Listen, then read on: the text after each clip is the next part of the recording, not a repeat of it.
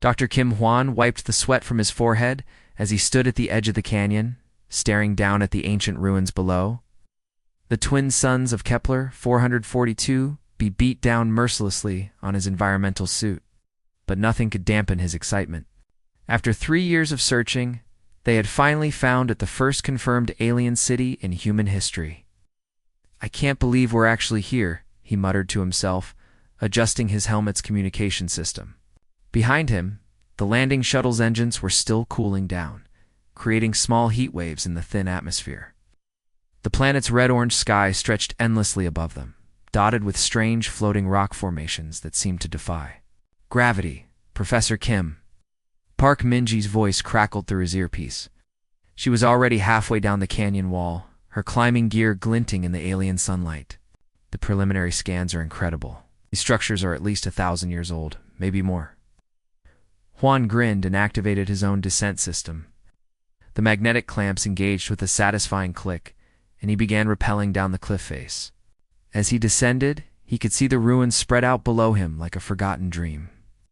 Tall spires twisted into the sky like frozen tornadoes, their surfaces covered in patterns that hurt to look at directly. Bridges made of some impossible material, connected buildings that floated in midair, defying everything he knew about physics. "Lee Daeho, what are you reading on those atmospheric scans?" Hwan called out as his boots touched the crystalline ground. The surface beneath his feet was like walking on crushed diamonds, each step creating tiny sparkles of light. "The air is breathable, Professor," came the reply from their xenobiologist. "Whatever happened to the original inhabitants, they left behind a perfectly maintained environment. The oxygen levels are even better than Earth's."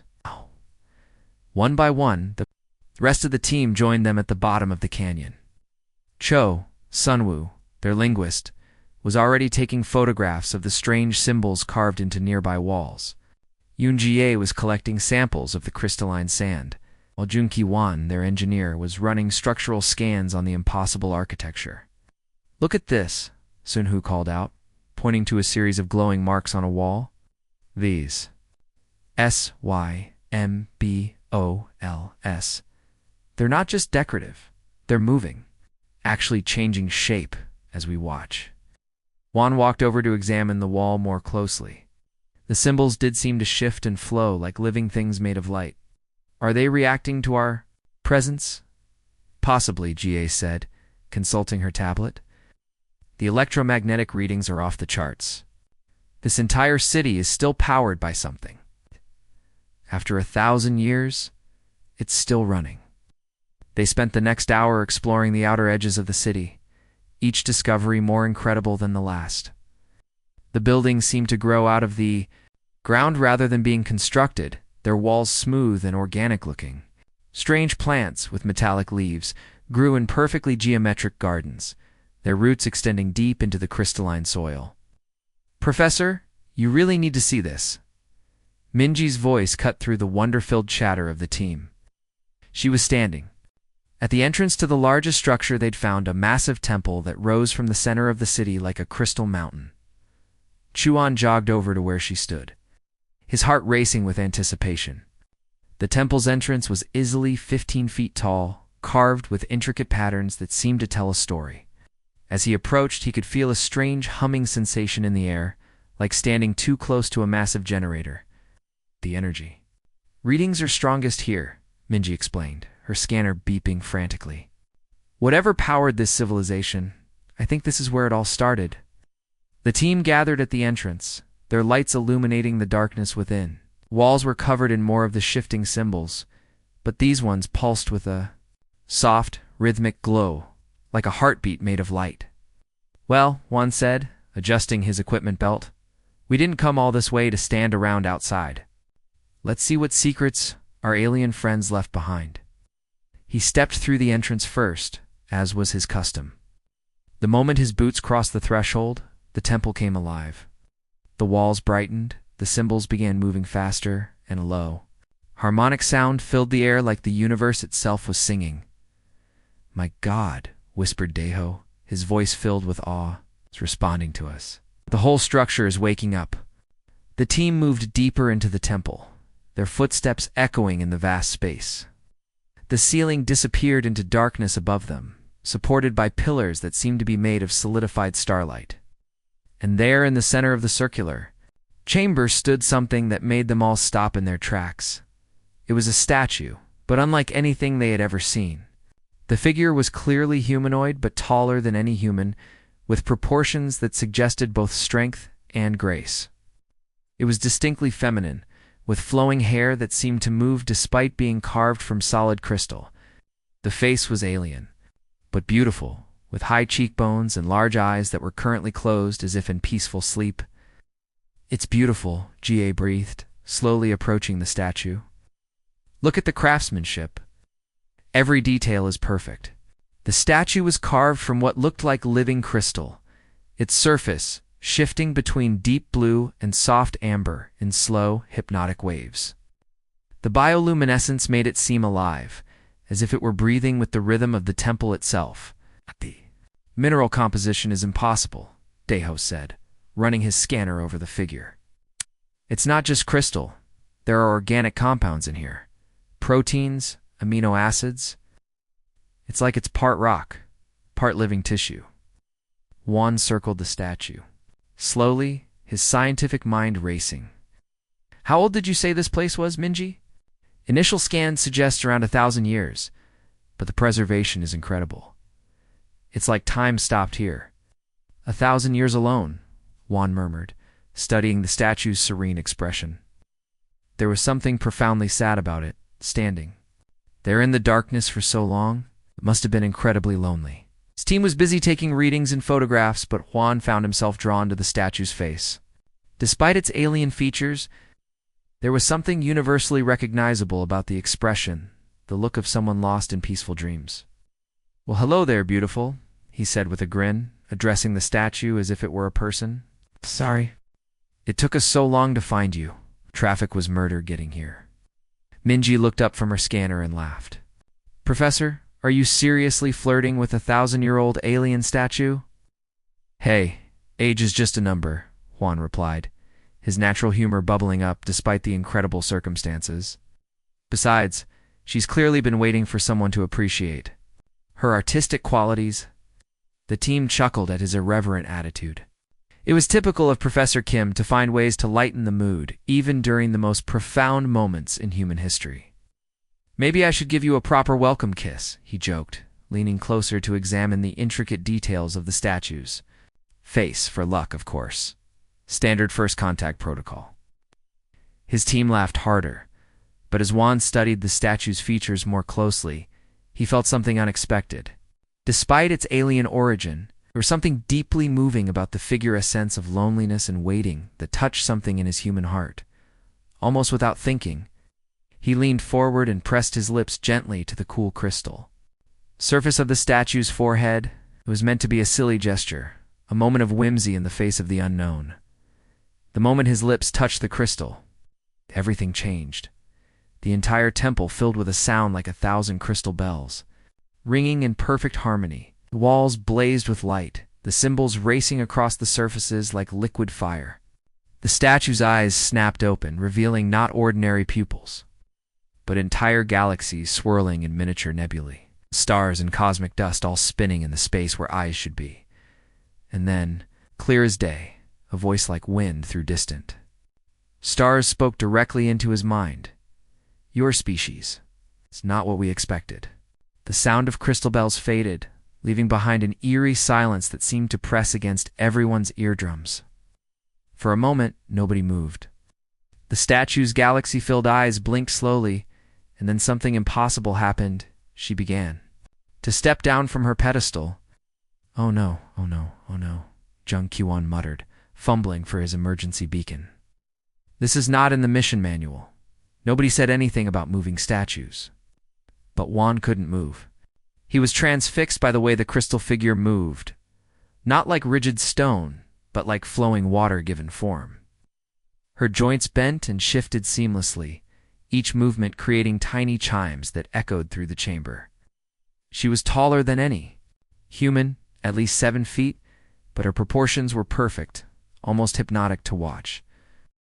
"Everyone stay calm," Juan said, though his own voice was shaking. We're scientists. We observe first, panic later. The being's feet touched the temple floor with a sound like wind chimes in a gentle breeze. Where she stepped, the crystalline surface beneath her feet glowed briefly, as if responding to her presence. The patterns on the walls began moving faster, swirling around the chamber like living things. Professor Minji whispered, her scanner held up like a shield. Her energy signature is like nothing I've ever seen. She's generating more power than our entire ship. The crystal being turned those galaxy-filled eyes toward them, and when she smiled, it was like watching stars being born. Ow.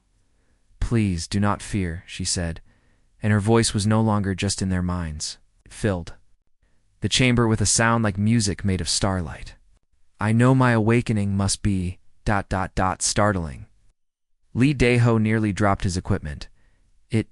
She can talk. She's actually talking to us. Can indeed speak. The being replied, amusement coloring her voice. Though I confess it has been quite some time since I have had reason to use vocal communication. I am Nelthara, Sentinel of the Valinary. Sentinel. Cho Sunwoo stepped forward, his linguist's curiosity overcoming his fear. That's like a guard, right? You're guarding this place? Althera's head tilted, and her crystalline hair shifted like liquid mercury. Not guarding, young one. Watching, waiting. I have been here for 1,237 of your years, observing your species from afar. Watching us? Yoon Jie pulled out her tablet, her anthropologist instincts kicking in. For over 1,000 years? But we've only been spacefaring for 73 years, Nalthira finished. Yes, I know. But we have been watching your species since you first looked up at the stars and wondered what lay beyond your world. My people, the Valinary, placed sentinels throughout the galaxy to observe emerging civilizations. She began to walk around the chamber, and with each step, the temple seemed to respond. The walls grew brighter, the symbols moved faster, and the air itself seemed to hum with energy. Where she passed, small flowers made of light bloomed from the floor, only to fade moments later. Observe us for what? Juan asked, his scientific mind racing despite the impossibility of the situation. What are you looking for? Althera paused, her galaxy eyes focusing on him with an intensity that made his knees weak. We determine whether new species are worthy to join the galactic community. Most civilizations that reach interstellar travel follow predictable patterns. They are either conquerors who seek to dominate other worlds, or they are isolationists who hide from the universe. And we're different? Minji asked, her scanner still beeping frantically as it tried to process Nalthara's energy readings. You are very different, Nalthara said, and there was something like wonder in her voice. In all my centuries of observation, no species has ever awakened a sentinel through an act of pure, innocent affection. Jung Ki-won looked confused. Affection? Professor Kim just kissed a statue. That's not exactly a diplomatic first contact. Exactly, Nelthara replied, turning to face Juan directly. When most species discover us, they approach with weapons drawn, ready for battle. Others fall to their knees in worship, believing us to be gods. A few try to study us as objects to be dissected and understood. She took a step closer to Juan, and he could see entire nebulae spinning in her eyes. What you, Kim, Juan of Earth? You saw someone who had been alone for a very long time, and your first instinct was to offer comfort, not to take, not to worship, not to conquer, but to connect. I just thought you looked lonely, Juan said, feeling heat rise in his cheeks. I mean 1,000 years by yourself in this place. ... That's gotta be tough. Althara's smile widened, and for a moment, despite her alien features, she looked almost human. That simple act of empathy has changed everything. It suggests something about your species that we had not anticipated. What kind of something? Daeho asked, his scanner now smoking from overuse. Compassion, Nalthira said simply. The ability to see suffering and respond with kindness, even when you have nothing to gain from it. Most species lose this quality as they advance technologically. They become cold, calculating, focused only on their own survival and expansion. She walked over to one of the walls and placed her hand against it. The symbols there began to glow, brighter, and suddenly the chamber was filled with holographic images, star systems, alien worlds, creatures they had never imagined. These are the civilizations we have observed, she explained. The Korthok Empire, which conquered 17 star systems before turning their weapons on themselves. The Ethereal Collective, which became so afraid of other species that they sealed themselves in pocket dimensions. The Machina Hegemony, which replaced all biological life with artificial constructs. The images shifted, showing empty worlds, dead cities, the ruins of countless civilizations. They all failed the test in their own ways. They forgot how to be more than just survival machines. "And you think we're different?" Ga asked, her voice barely above a whisper. "Your Professor Kim kissed my forehead," Nalthera said, her crystalline features softening. "Not because he wanted something from me, not because he feared me or revered me, but because he saw loneliness and wanted to ease it. That is not the action of a species that has forgotten its compassion." She turned back to Juan, and those galaxy eyes seemed to see right through him. "But one act of kindness is not enough to judge an entire species. I must learn more about your people. I must understand what makes you different." "So what happens now?" Sunwoo asked. "Are you going to test us? Judge us?" Nalthera's expression grew thoughtful, and the lights in the chamber dimmed slightly. "I am going to learn about you. I will observe your actions, your choices, your reactions to the challenges. I present, but not as a judge, as a student." "A student?" Juan asked. "Yes," Nalthera said, and her voice carried a note of something that might have been hope. "Perhaps you will teach me something about your species that my people have forgotten about. Ourselves. It has been so long since we felt wonder, since we experienced the joy of discovery for its own sake." She gestured to the holographic images still floating around them. "We have become watchers, observers, judges, but we have forgotten how to be explorers, how to be friends. Maybe it is time we remembered." The temple around them pulsed with warm light, and for the first time since they'd arrived on this alien world, Juan felt like they were truly welcome. Whatever tests lay ahead, whatever challenges Nalthara had in store for them, he had the feeling that this was just the beginning of something extraordinary. "Well then," he said with a grin, "I guess we'd better not disappoint you." The first test came at dawn on their second day. Yuan woke up to find the temple had changed overnight. The walls were now covered in moving hieroglyphs that seemed to tell a story, and the chamber had expanded to twice its original size. Nalthera stood in the center, her crystalline form pulsing with soft blue light. "Good morning, humans," she said, her voice carrying a musical quality that made everyone feel oddly calm. "I trust you slept well? Today we begin your evaluation." Park. Minji stretched and checked her equipment. "What kind of evaluation? Are we talking written tests or practical exams?"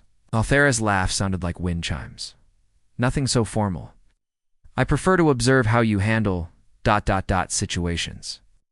Suddenly, the chamber filled with holographic projections. Ancient artifacts appeared. Around them, crystalline sculptures, glowing tablets covered in alien texts, and devices that hummed with unknown energy. They looked incredibly valuable, both scientifically and culturally. "These are perfect replicas of actual Valenary artifacts," Nalthera explained. "Your mission parameters state that you should collect samples and artifacts for Earth's museums and research facilities. Here is your opportunity." Lee Daeho immediately pulled out his scanner. "Professor, these readings are incredible. If we could bring even one of these back to Earth, it would revolutionize our understanding of alien technology." But Nalthera continued, "Removing them from this temple would damage the cultural integrity of this site. You must choose advance human knowledge or preserve our heritage." The team looked at each other uncertainly. This was exactly the kind of moral dilemma they'd been trained to handle. But the stakes felt much higher with an actual alien watching their every move. "There's got to be another way," Juan muttered, walking around the artifacts. "Junki Juan, how good are our 3D scanning capabilities?" Their engineer looked up from his tablet. "It's pretty good, actually. We could create perfect digital replicas down to the molecular level." We'd have all the data we need for research without actually taking anything. Perfect, Juan grinned. 8. Scan everything, preserve the originals, and everyone wins. Nalthera's galaxy eyes sparkled with interest. Fascinating. Most species see only the two obvious choices. You found a third option? That's what humans do, UNGA said proudly. We're stubborn that way. The second test came that afternoon. The team was exploring a section of the ruins when suddenly the ground beneath them gave way. They found themselves in what looked like a flooding underground chamber, with water rising rapidly around them. Emergency protocols. Shh, Juan shouted. But as they looked around, they realized their equipment was floating away on the other side of the chamber, while their teammates were trapped on a ledge that was about to be submerged. Choose quickly. Now Thera's voice echoed around them. You can save your equipment all, your research, your way home more. You can save your team members. The rising water will make it impossible to do both. Are you kidding me? Yelled, already swimming toward the trapped team members. Equipment can be replaced. People can't. But even as the team swam toward their colleagues, Juan was thinking. Wait, Junkie Juan, can you rig the portable generators to create a localized electromagnetic field? If we can reverse the polarity on the water pumps. ... Working together, they managed to create a temporary drain that bought them enough time to save both their team and their equipment. As the water receded, they all sat on the chamber floor, breathing heavily. You did it again, Nalthera observed, materializing beside them. You refused to accept the limitation of the scenario. Binary choices are for computers, Juan replied, wringing out his shirt. Humans are more complicated than that. The tests continued for days. Nalthara created scenarios where they had to choose between personal safety and scientific discovery, between following orders and doing what was right, between competing interests within their own team. Each time the humans found creative solutions that preserved everyone's needs. Your species is unusual, Nalthera admitted one evening as they sat around their camp. Most civilizations become more rigid as they advance. You seem to become more flexible. Maybe that's because we're still pretty young as a species, Minji suggested. We haven't had time to get set in our ways. Or maybe Deho added. We're just too stubborn to give up when someone tells us something is impossible. But the real test came on their 6th day, and it wasn't one that Nalthera had planned. The ancient temple. Weakened by their excavation work and the various energy discharges from Nalthera's tests, began to collapse. It started with a low rumble that vibrated through the crystalline floor, followed by the sound of cracking stone. Structural failure, Jung Kiwan shouted, reading his instruments. The whole building is coming down. Everyone out, ordered. But as they ran toward the exit, they realized Nalthera wasn't with them. She was still in the center of the chamber, her crystalline form too heavy to move quickly as debris began falling around her. Go! She called out to them. Save yourselves. I am already ancient. Your lives are more valuable than mine. The team made it to the entrance in safety, but Juan stopped and looked back. Nalthera was trapped, massive stones falling around her like deadly rain. She had spent over 1,000 years alone in that temple, and now she was about to die alone too. Are you crazy? He said, turning back toward the collapsing structure. We didn't come this far to leave our first alien friend behind, Professor. No, Minji grabbed his arm. It's suicide, and we all go together, Juan said firmly. Minji, what's the structural integrity of the North Wall? Can we create a safe corridor? Deho, we still have those expedition charges, right? Sunwoo added, understanding immediately. We could redirect the collapse. We've got emergency support beams in the shuttle, Jung Kyuan said, already running. We can create a temporary framework. Working together, they managed to create a controlled demolition that channeled the collapse away from Nalthara's position. GA and Sunwoo worked to clear a path while Minji and Deho used their equipment to create a protective shield of electromagnetic energy. This is insane, Deho shouted over the noise of falling stone. We're all going to die. Maybe Juan grinned, pulling Nalthora toward safety. But at least we'll die doing something awesome. They all tumbled out of the temple just as the last support beam gave way. The entire structure collapsed in a thunderous roar, sending up a cloud of crystalline dust that glittered in the alien sunlight. For a moment, nobody moved. Then Nalthera sat up, her galaxy eyes wide with amazement.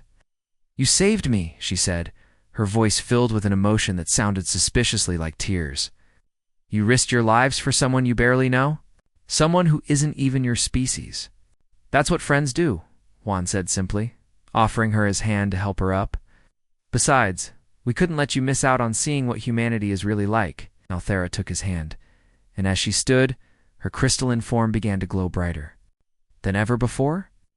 "I have observed dozens of species over the centuries," she said softly, "but never have I seen beings who would risk everything for someone they had just met." "Well, now you have," Minji said, brushing dust off her equipment. "So, did we pass your test?" Nalthera looked at each of them in turn, and when she smiled, it was like watching the birth of a new star. "My dear humans," she said, "you have done something far more important than passing a test. You have given me hope." As the alien suns set behind the crystalline mountains, the team gathered around their portable camp heater in the ruins of what had once been a magnificent plaza. The collapsed temple cast long shadows across the ground, but somehow the destruction felt less tragic now. It all made it out alive, and they had gained something more valuable than any artifact they had made a friend. Nalthara sat with them, her crystalline form glowing softly in the gathering darkness. She had changed somehow since the temple collapse, becoming more relaxed, more human, if that was possible for an ancient alien being. "I want to show you something," she said, raising her hand toward the star-filled sky. "Something that will help you understand what your species truly means to the galaxy." Her crystalline fingers began to glow, and suddenly the air above them filled with swirling lights. The holographic display expanded until they were surrounded by what looked like a three-dimensional map of the entire galaxy. "God," whispered Park Minji, her scanner forgotten in her lap. "It's beautiful." The galaxy spun slowly above them, billions of stars twinkling like diamonds against the cosmic dark. But as they watched, certain star systems began to glow brighter, connected by lines of light that formed an intricate web across space. "These are the civilizations that have passed our tests," Nalthera explained, her voice taking on the tone of a teacher sharing ancient wisdom. "Over 50,000 years, the Valinari have guided the development of galactic civilization. We have watched species rise from primitive beginnings to become part of something greater." The display zoomed in on one of the glowing systems, showing a planet covered in floating cities that defied gravity. Strange, graceful beings with translucent wings moved between the structures, Wow. their technology seamlessly integrated with their natural environment. "The ethereal dancers of Proxima 7, Nalthera said. They learned to live in perfect harmony with their world, creating art that spans entire continents. Their music can be heard across 3 star systems." The view shifted to another world, this one dominated by massive mechanical structures that rose from the ocean floors.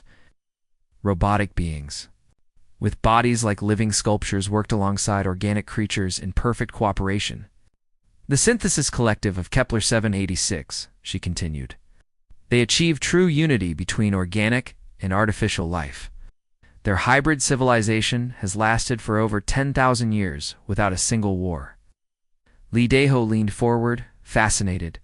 "They're all so different, but they all seem to be thriving. How do you choose which species get to join this galactic community?"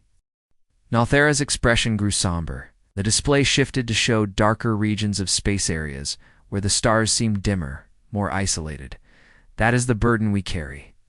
For every species that passes our tests, 3 others fail." The hologram showed them a dead world, its surface scarred by nuclear craters and poisoned seas. The Dominion of Altair Prime. They achieved faster than light travel, but used it only to spread war to other worlds. We ... intervened before they could threaten the galactic community. "Intervened how?" Yuanjue asked, though her voice suggested she already knew the answer. "We have weapons that can sterilize entire star systems," Nalthera admitted, her voice heavy. "With regret, when a species proves too dangerous, we must act to protect the greater good." It is not a decision we make lightly, but it is one we have made 47 times in the past millennium. The silence that followed was broken only by the distant sound of wind through the ruins. Junki-wan cleared his throat nervously, and the species that just ... fail your tests. What happens to them? They remain isolated, Nalthera said. Place barriers around their star systems, ensuring they cannot spread beyond their homeworlds. They live out their civilizations in ignorance of the greater galaxy, never knowing what they might have been part of. She gestured, and the display showed them dozens of isolated star systems, each one surrounded by an invisible barrier. Most Destroy themselves eventually. War, environmental collapse, social breakdown, the patterns are depressingly predictable. Cho Sunwoo stood up and walked to the edge of the holographic display. That's horrible. You're basically playing God with entire species? Yes, Nalthera said simply. We are, and it has changed us in ways we never anticipated. Changed you how? Daeho asked, setting down his scanner. Nalthera was quiet for a long moment, her galaxy eyes reflecting the starlight above.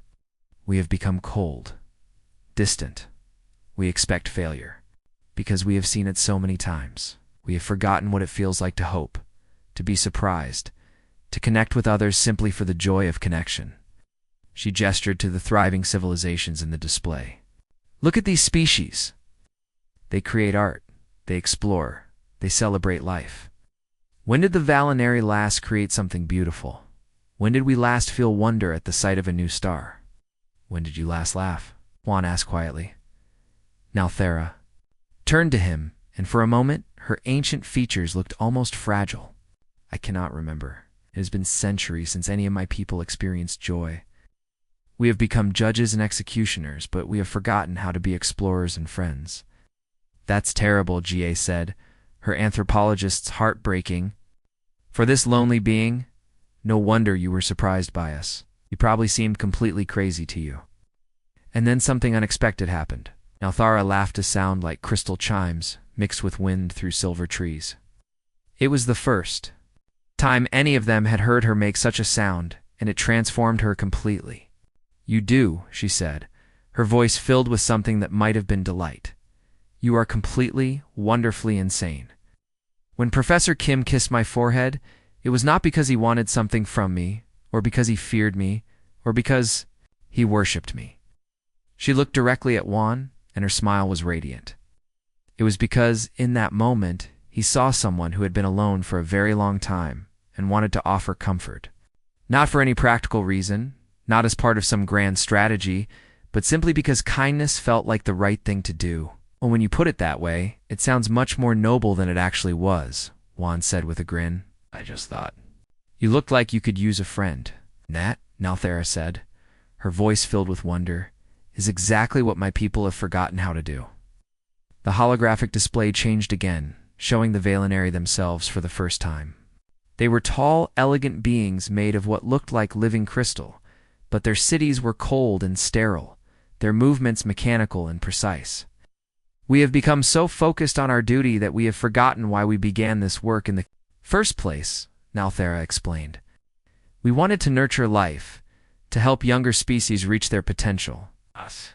But somewhere along the way, we became obsessed with order, with control, with preventing chaos at any cost. Maybe that's the problem, Minji said thoughtfully. Chaos isn't always a bad thing. Some of our greatest discoveries came from accidents, from people trying crazy things that shouldn't have worked. Your species embraces chaos in ways that should terrify me, Nalthera admitted. You take risks that no rational civilization would take. You form attachments to beings you barely know.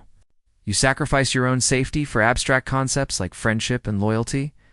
She stood up, her crystalline form catching the light from the holographic galaxy. But watching you these past days, I have remembered something my people lost. Long ago, life is not about avoiding failure. It is about trying, failing, and trying again. It is about connection, about hope, about the courage to care for others, even when it makes no logical sense. So what happens now? Daeho asked. Are we going to pass your test? Nalthera smiled, and the expression was so human that it took their breath away. My dear humans, you have already done something far more important than passing a test. You have reminded me what it means to be alive. The galaxy continued to spin above them, but now it seemed less like a map of civilizations to be judged and more like a community waiting to welcome its newest members. The morning of their final day on Kepler 4-4 to be dawned with both alien suns. Rising together, casting the ruined city in shades of gold and crimson, the team had spent the week documenting everything they could about the Valinary civilization, but everyone knew this day would be different. This was Decision Day. Nelthera stood at the edge of the crystalline plaza, her form more radiant than ever. Over the past week, she had seemed to grow brighter, more alive, as if their presence had awakened something in her that had been dormant for centuries. Today I must fulfill my primary function, she announced as the team gathered around her. I must render judgment on your species and present you with your choices.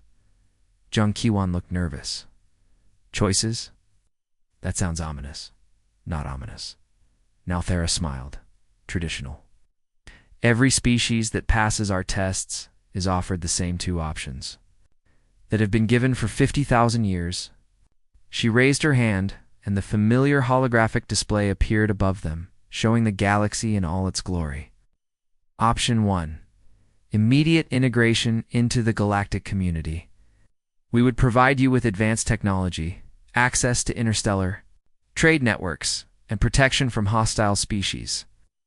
In return, you would agree to follow galactic law and accept oversight from the Valinary Council. The display zoomed in on several thriving worlds where multiple species worked together, their cities gleaming with impossible architecture, and their ships traveling between stars as easily as humans traveled between countries. That's incredible, whispered Li Deho. The technology alone would advance our civilization by thousands of years. But Juan prompted, sensing there was more to it. But you would lose much of your independence, Nelthera admitted.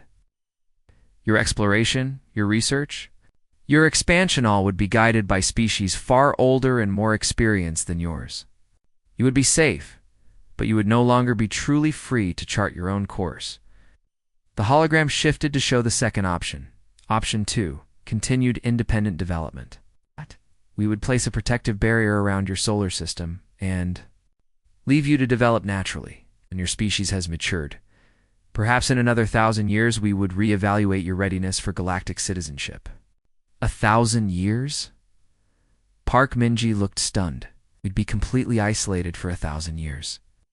Most species require that time to overcome their violent tendencies and develop true wisdom, Nelthera explained. It is safer for everyone involved. Cho. Sunwoo frowned. So our choices are to become junior partners in someone else's civilization, or to be locked away like children until you decide we're ready to play with the grown-ups? Those have been the only options for 50 millennia, Nelthera said. Until now. She paused, and the galaxy display began to change, showing something new pathways of light connecting the Valinary worlds not to other species, but to empty space, as if reaching out for something that wasn't there. However, she continued, her voice filled with something that might have been hope.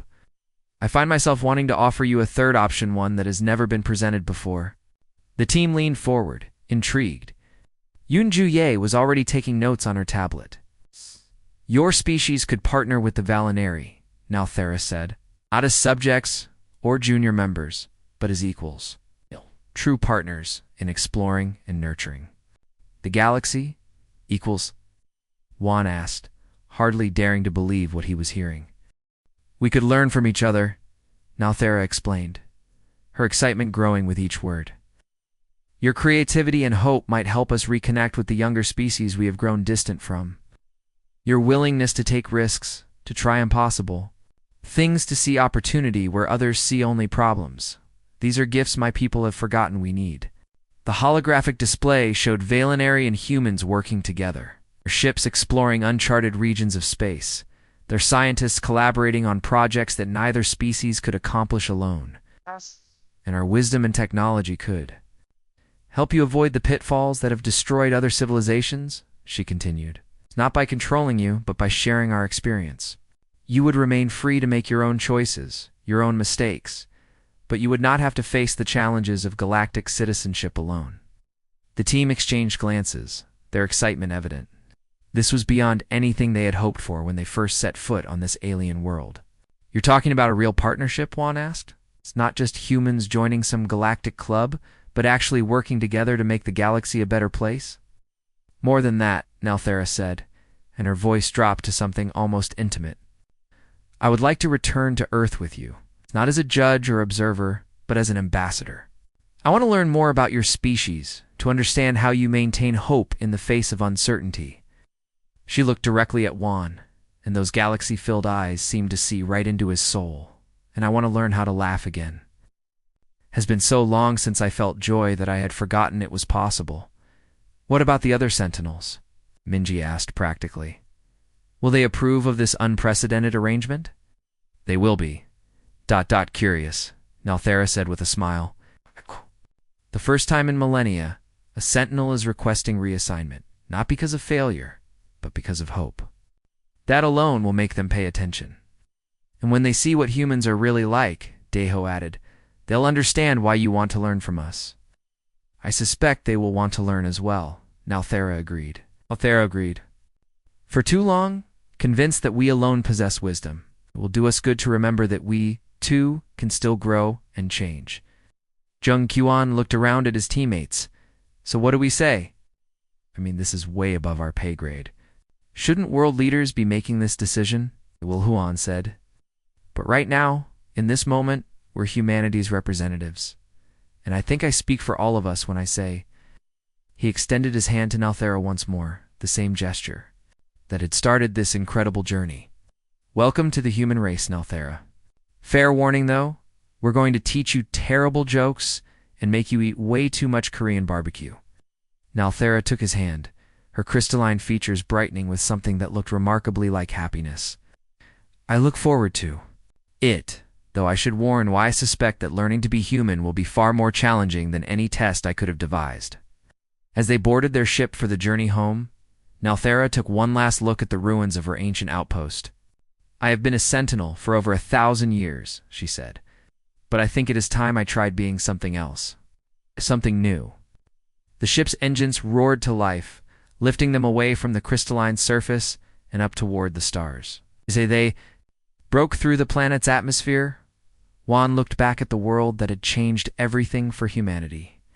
So, he said to Nalthera, who was staring in wonder at the ship's human-designed controls. Was that the weirdest first contact in galactic history? By far, she replied, and then she did something that surprised everyone, including herself. She laughed, not the careful, musical sound she had made before, but a genuine, delighted human laugh that filled the ship's cabin with joy. For the first time in over 1,000 years, the sound of pure, uninhibited laughter echoed through a Valinary consciousness. And somewhere in the distant reaches of space, other sentinels paused in their eternal vigil, sensing something they had almost forgotten existed. Hope. As Earth grew larger in their view screen, Juan couldn't help but grin. They had set out to study an alien civilization, but instead, they had gained a friend, a partner, and possibly the key to humanity's greatest adventure yet. The age of isolation was over. The age of partnership had begun, and it all started with a simple kiss on the forehead of a lonely statue.